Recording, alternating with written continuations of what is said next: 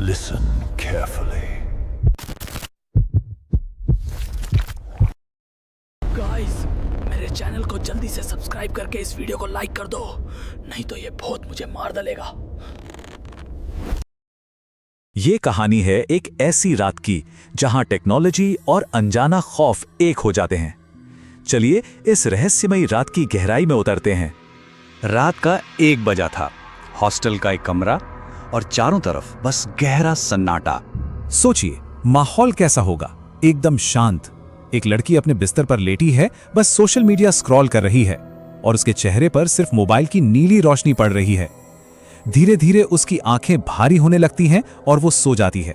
और फिर करीब 1 घंटे बाद जब वो गहरी नींद में थी, कुछ ऐसा हुआ जो किसी के भी समझ से परे था। कुछ बहुत ही अजीब। आधी रात को अचानक उसकी आंख खुलती है। प्यास लगी थी। उसने अपना फोन उठाया, लेकिन स्क्रीन पर जो मैसेज था ना, उसे देखकर तो वो एकदम सन्न रह गई। जरा सोचिए, आधी रात को अपने फोन पर ऐसा कुछ देखकर कैसा लगेगा। और यही सवाल तो किसी को भी परेशान कर देगा, है ना, कि अगर वो सो रही थी तो फिर उसका फोन कौन चला रहा था।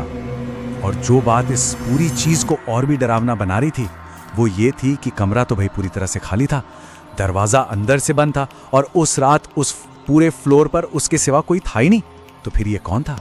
अब जाहिर है कमरे का माहौल इतना भारी और डरावना हो चुका था कि उससे वहां रुका नहीं गया। उसने दरवाजा खोला और बाहर कॉरिडोर में आ गई, ये सोचकर कि शायद बाहर थोड़ा ठीक लगेगा।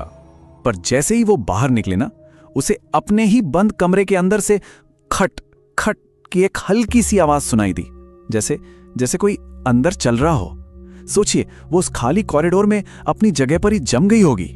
उसने हिम्मत करके दरवाजे के छोटे से छेद से अंदर झांका, पर जो अंदर दिखा वो बहुत ही अजीब था।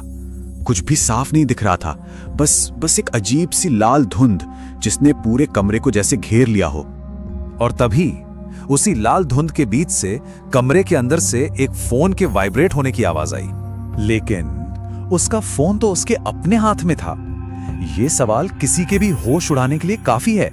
और बस यही वो पल था जब डर हकीकत पर पूरी तरह हावी हो गया और उसने वहां से भागने का फैसला कर लिया। वो बस भागते हुए सीढ़ियों से नीचे उतरी और सीधे गेट पर बैठे नाइट वॉचमैन के पास जाकर रुकी। उसे लगा कि अब शायद वो सुरक्षित है। लेकिन कहानी में एक और भी ज्यादा डरावना मोड़ आने वाला था। तो वॉचमैन ने जो कहानी सुनाई ना, उससे सब कुछ जैसे साफ होने लगा।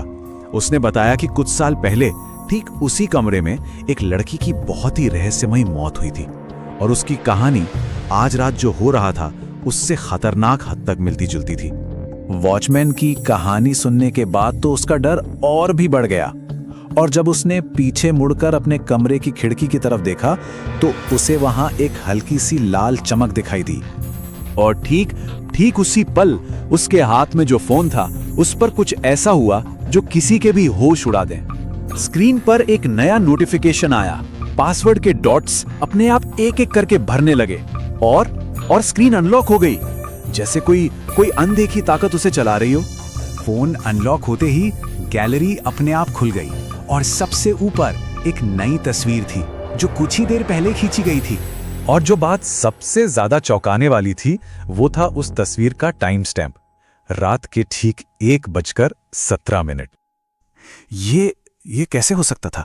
वो तो नीचे वॉचमैन के साथ खड़ी थी और तस्वीर ली गई थी उसके बंद कमरे के अंदर से।